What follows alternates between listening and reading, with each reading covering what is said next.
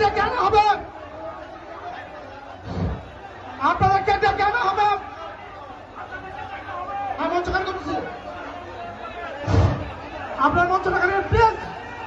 BNP সভাপতি secretary, পৌর BNP সভাপতি সেক্রেটারি এবং লুৎফুজ্জামান বাবুর ফুল দিয়ে বরণ করে দিচ্ছেন।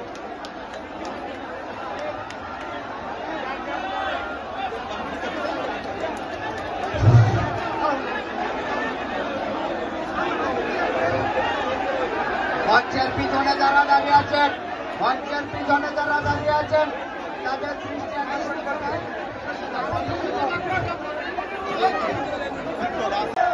মদনমোহনগঞ্জ খালি কিন্তু উন্নয়নের কোনো লক্ষ্য আছে।